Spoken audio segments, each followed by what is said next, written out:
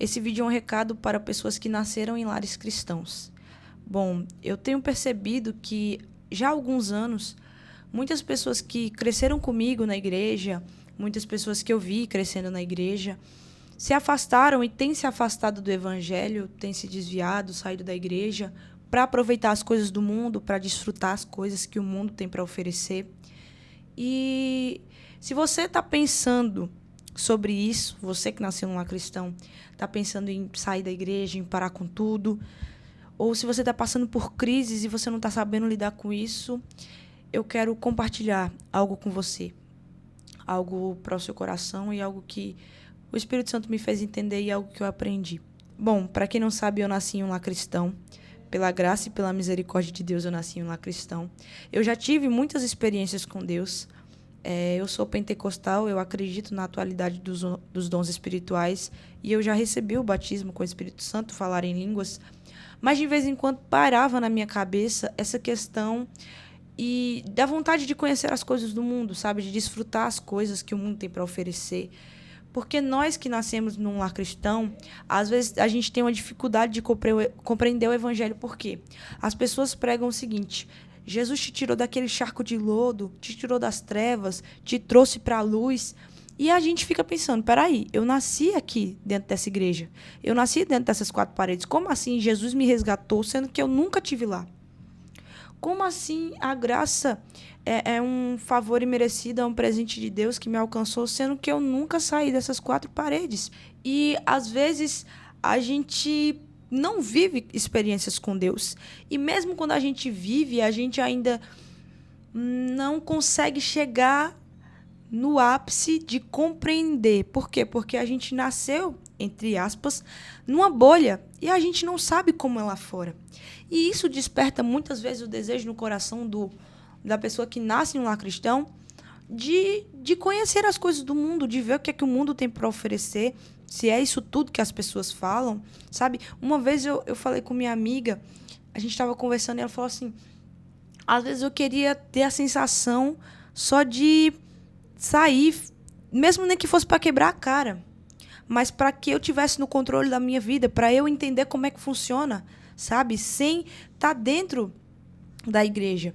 E eu acho que é isso que acontece com muitos jovens e adolescentes cristãos que nascem no evangelho, mas não compreendem a natureza do evangelho, porque as pessoas estão muito acostumadas a pregar o evangelho para não cristãos, pessoas que não nascem em lares cristãos, ou até para as pessoas que se desviam no meio do caminho.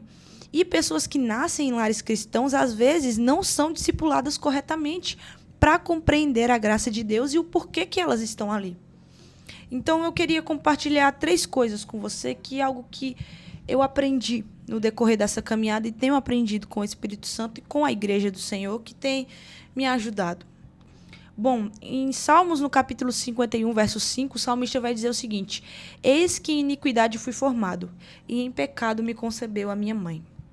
Bom, mesmo nós nascendo em lares cristãos, a gente já foi concebido em pecado. A gente já nasce em pecado, porque o pecado ele existiu desde Adão. Desde que Adão e Eva pecaram no Éden, todos nós temos a natureza adâmica dentro de nós, e a gente já nasce com DNA de pecador, identificados como pecadores. Então isso não tem como apartar de nós. A gente já nasce com DNA de pecador. A gente já nasce assim. Segunda coisa, em Romanos, no capítulo 3, versículo 23 ao 26, mas eu vou ler só o versículo 23, que diz: porque todos pecaram e destituídos estão da glória de Deus. A Bíblia, Paulo faz ênfase em dizer que todos pecaram. Ah, mas eu nunca tive lá fora no mundo, mas você já mentiu. Ah, mas eu nunca fiz relações, eu nunca fiquei com meu namorado, não sei o que, mas você já beijou antes, fora do namoro. Ah, porque eu não sei o que, mas você praticou a inveja. Ah, porque mas você foi fofoqueiro, mas você foi orgulhoso, mas você mentiu para os seus pais, sabe? Mas você fez algo escondido, mas você pegou aquilo que você não devia pegar. Você mexeu onde não devia mexer, você viu que você não devia ver, você pratica, você não está numa relação, você não está num namoro em que tem o sexo antes do casamento, mas você pratica imoralidade sexual sozinho, sabe? A gente pecou e destituído está da glória de Deus. E a gente peca todos os dias. A gente nasce em pecado e mesmo antes da gente compreender a questão do pecado, a graça de Deus, a gente peca. A gente mente, a gente bate, a gente dá língua. Sabe, quando a gente é pequeno, a gente, mesmo que seja inconsciente, entenda, a gente já nasce pecador, entende? Então todos pecaram e a gente foi destituído da glória de Deus. E outra, todos os dias nós somos tentados pela nossa própria concupiscência. Quando você é tentado, às vezes você diz assim, meu Deus, eu não aguento isso, eu vou sair da igreja porque eu não consigo ficar na igreja sentindo esse tipo de coisa, sabe?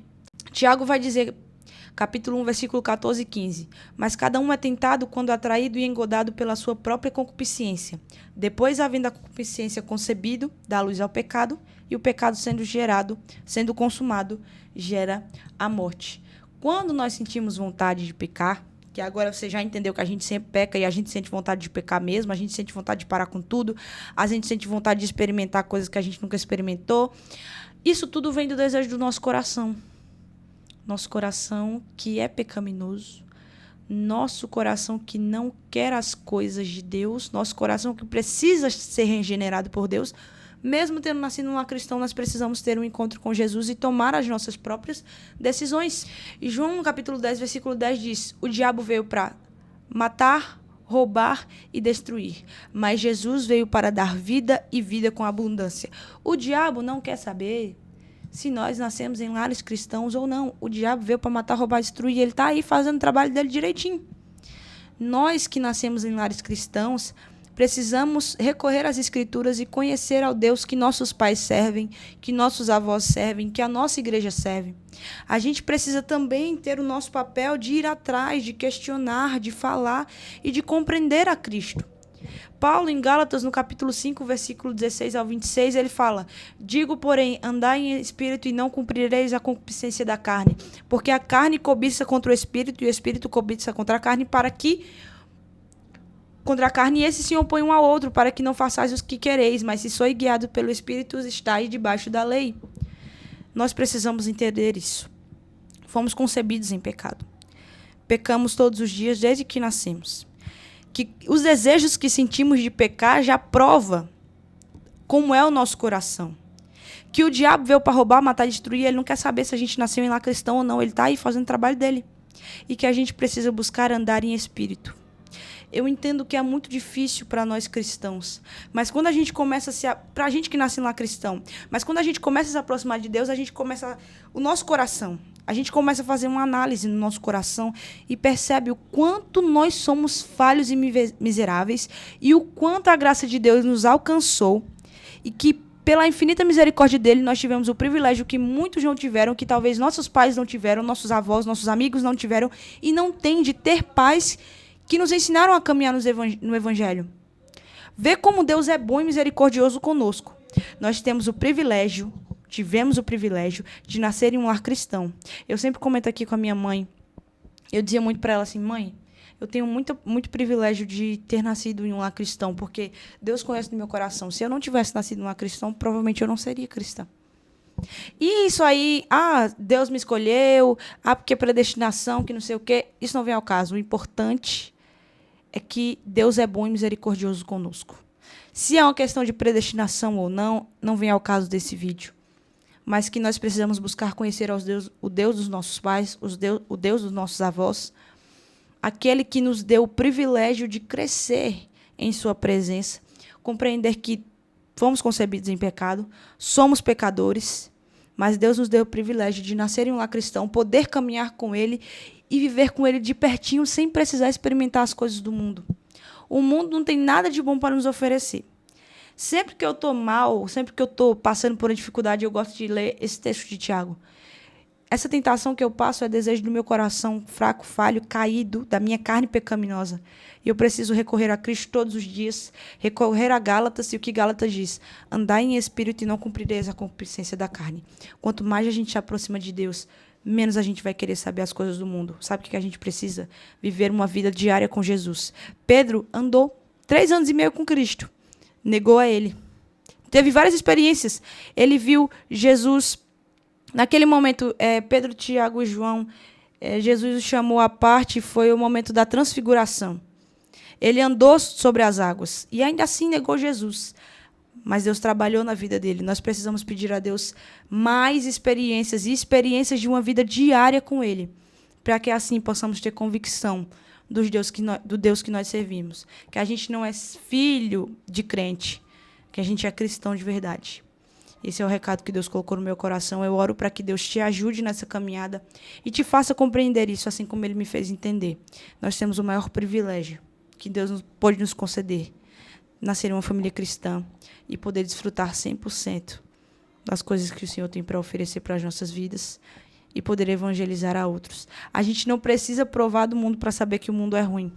Nosso coração já prova isso, o quanto nós somos maus. E que nós precisamos da graça e da misericórdia de Deus todos os dias, independentemente de qualquer coisa. Que Deus te abençoe. Até a próxima.